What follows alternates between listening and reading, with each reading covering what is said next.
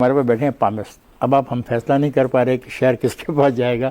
आए देखते हैं कि अजीम हनीफ क्या कहते हैं। जी अजीम हनीफ साहब, आप क्या कहते हैं? आपकी पामिस्ट्री की जो ज़बान है, जो पामिस्ट्री का इल्म, वो क्या कहता है? हमारे पास वक्त भी कम है, मेरा ख्याल रखिएगा, ये ना हो कि आप एक तरफ ही चले जाएं फिर बाद में लोग कहें कि ये क्या प्रोग्राम था। बिल्कुल बिल्कुल जो है, जो मैं अब मेरा एस्ट्रोलॉजी के हवाले से जो मैंने हॉरोस्कोप सबके बनाए हुए हैं, जितने कैंडिडेट यहाँ पे हैं, शेख रशीद साहब की बात हो रही है, सन साइन स्कॉर्पियो है, मरकरी वीनस वगैरह इनके साथ बैठे हुए हैं, और हनीफ अब्बासी साहब जो है कैप्रिकॉन है।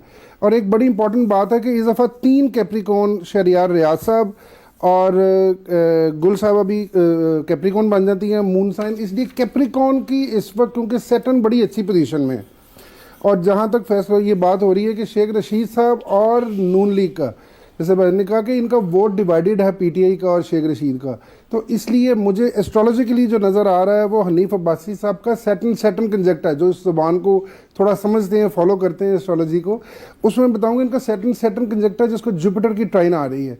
सिर्फ एक एहतियात करनी पड़ेगी हनीफ अब्बासी साहब को, वर्बल एक्सप्रेशंस में, बयानात में, बोलने में वो एहतियात करनी पड़ेगी, अदरवाइज इनको खासी डीफेम होना पड़ेगा या थोड़ा सा।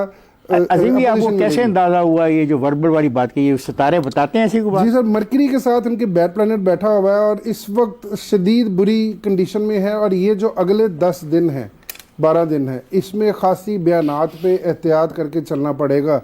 दूसरा, शेख रशीद साहब कल अरेस्ट हुए हैं, 22 और 23 जनवरी जैसी स्टार्ट होगी, यहाँ पे इनकी बेल ऑर्डर जारी होने के चांसेस है।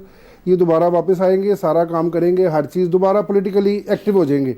लेकिन हनीफ अब्बासी साहब का पलड़ा बहुत ज़्यादा भारी है पीटीआई और इनके। ये क्या हुआ है? ये तो खालिद, ये तो बिल्कुल ये तरफा ही हो गया। जी देखें, इसमें मैं ही